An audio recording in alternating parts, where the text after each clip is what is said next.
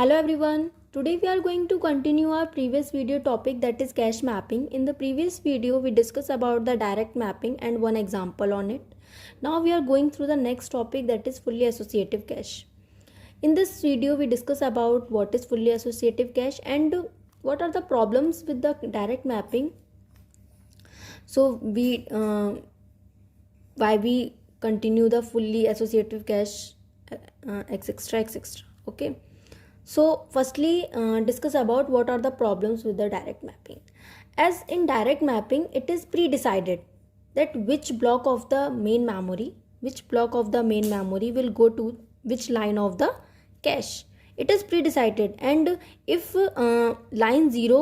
if block B0 of the main memory is decided to whenever it is needed by the CPU, then this block will comes into the cache memory. So it will come into the cache memory in the L0 line he only, means in L0 line contains that B0 block, and none of the other lines of the cache can occupy this block. Okay, so if another block B1 tries to store at the line 0 of the cache memory, then it is not possible. Okay, so there is a 1-to-1 mapping like that. Okay, now and there is also a problem of thrashing. Thrashing means there is a more and more miss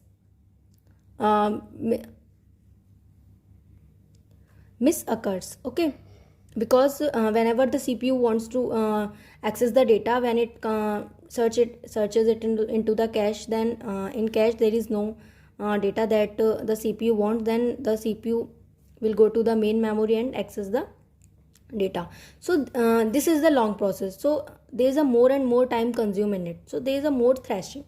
Whenever thrashing occurs, then the penalty time is increases. So it is also a big drawback of the direct mapping. So now we consider the fully associative cache. What is fully associative cache? It is also called M-based set associative cache. Instead इसमें हम क्या करते हैं, main जो difference है direct mapping और fully associative mapping में, we have to know only that point, that instead of using cache index, compare the tags of all cache entries in parallel. Like जो फुल्ली एसोसिएटिव कैश होता है उसमें सिर्फ 2 fields होते हैं, tag और word होते हैं, जिसमें कि टैग हमको ये बताता है कि ये हायर ऑर्डर बिट्स होती हैं, ये लोअर ऑर्डर बिट्स होती हैं. टैग हमको सिर्फ ये बताता है कि हम एक टैग की हेल्प से हम जो है कौन सा ब्लॉक हमको पिक करना है उसको आइडेंटिफाई करने के लिए हम यूज़ करते हैं टैग बिट्स, और वर्ड बिट्स हमें ये बताती हैं कि उस ब्लॉक में से कौन सा वर्ड हमको एक्सेस करना है. तो दोनों की फंक्शनैलिटीज़ अलग हैं. यहाँ पर क्या हो रहा है, यहाँ पे हमें कैश के इंडेक्स से कोई मतलब नहीं है, यहाँ पे कैश का इंडेक्स है ही नहीं. तो हम क्या करते हैं, जब कोई भी जब सीपीयू मेमोरी एड्रेस जनरेट करता है, देन सबसे पहले क्या करते हैं हम, जो भी उसका टैग जो उसमें होता है, जो टैग होता है, सबसे पहले क्या करता है, जितने भी कैश मेमोरी में जितने भी टैग फील्ड होते हैं उनसे पहले सारे साइमल्टेनियसली कंपेयर होते हैं. साइमल्टेनियसली मीन्स एक बार में सारे कंपेयर हो रहे हैं. ऐसा नहीं है कि पहले इसको हो रहा है फिर इसको नहीं, एक बार में सारे कंपेयर हो रहे हैं. जिससे मैच होता है तो उसका डेटा एक्सेस कर लिया जाता है. अगर मैच नहीं हो रहा है इसका मतलब हमें कहाँ जाना है, मेन मेमोरी में जाना है. ठीक है, तो मेन कॉन्सेप्ट आता है यहाँ पे, इसमें कि हमें सिर्फ ये देखना होता है कि सबसे पहले हम जो भी हमें मेमोरी एड्रेस जनरेट हुआ है, पहले सबसे पहले उस मेमोरी एड्रेस के टैग फील्ड से सारी कैश मेमोरी में जितने भी हमारे टैग फील्ड है उनसे कंपेयर होता है. अगर वहाँ पे टैग हमारा सेम आता है, टैग फील्ड जब हम कंपेयर करते हैं और वो अगर सेम आ रहा है तो वो क्या होता है, उस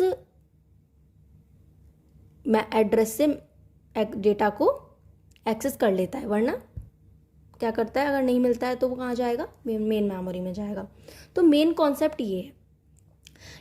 इससे पहले जो हमने डायरेक्ट मैपिंग पढ़ी थी वहाँ पर कोई भी रिप्लेसमेंट के लिए पॉलिसी नहीं थी. मीन्स अगर हमारी कैश मेमोरी, मान लीजिए 4 फील्ड है, मान लीजिए हमने कैश मेमोरी हमारे 4 फील्ड हैं, 1 2 3 4. ठीक है, अब मेन मेमोरी से हमने कुछ डेटा एक्सेस किया.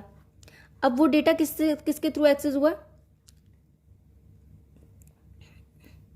वो डेटा हुआ है, सीपीयू ने कहा कि मुझे जो डेटा चाहिए, उसने पहले जब उसने एक डेटा एक्सेस किया तो यहाँ से पहले मेन मेमोरी से डेटा कहाँ आया, कैश में आया, यहाँ से आया, ये भी कैश में आया, ये आया, ये भी कैश में आया, अब ये आया, ये अब क्या हुआ, कैश मेमोरी तो फिल हो गई, कैश मेमोरी तो फिल हो गई। तो इसका मतलब है अब जैसे अब सीपीयू ने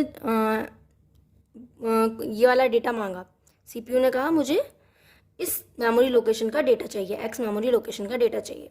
अब ये डेटा पहले कैश में आएगा, देन सीपीयू उसको एक्सेस करेगा, बट कैश में तो जगह है ही नहीं। तो वहाँ पे प्रॉब्लम ये भी थी कि हमको रिप्लेसमेंट के लिए कोई पॉलिसी नहीं थी। अब हम इसमें से कौन सा जो कैश का कौन से फील्ड को, कौन सी लाइन को हम रिप्लेस करें इस फील्ड के लिए, तो ये एक प्रॉब्लम थी। अब यहाँ पर हमें क्या है, हमारे पास कुछ रिप्लेसमेंट पॉलिसीज़ हैं, उसके अकॉर्डिंग, उसके बेसिस पे हम क्या करते हैं कि इसको हम इस फील्ड को हम उस लाइन से रिप्लेस करते हैं। ठीक है, तो यहाँ पर हमारे पास फुल्ली एसोसिएटिव में कैश में ये एक फ्लेक्सिबिलिटी मिलती है। तो अब इसको हम एक तरीके से एक लॉजिकल व्यू से समझते हैं कि बेसिकली हो क्या रहा है। तो इसके लिए हम क्या करते हैं, एक प्रोसेसर ने मेमोरी एड्रेस जनरेट किया, देन इस मेमोरी एड्रेस में से जो टैग फील्ड है उसको कंपेयर किया साइमल्टेनियसली सबसे, जहाँ पे हमें एड्रेस मिला, यहाँ पे मान लीजिए इस पॉइंट पे हमारा जो टैग फील्ड है वो मैच हो गया। यहाँ पे जब मैच हो गया तो ये एड्रेस फाउंड हो गया। अब क्या करना है, इस एड्रेस पे जो भी डेटा है उसको हमने क्या किया, एक्सेस कर लिया। तो मेन काम इस तरीके से हो रहा है। ठीक है, अब इसके एडवांटेजेस क्या हैं, जो कि मैंने बताया कि यहाँ पे रिप्लेसमेंट कर सकते हैं when cash is full. Okay, disadvantage एक ये है कि हम यहाँ पे क्या कर रहे हैं, साइमल्टेनियसली सारे टैग्स को कंपेयर कर रहे हैं, जो कि थोड़ा कॉस्टली है इम्प्लीमेंट करने के लिए।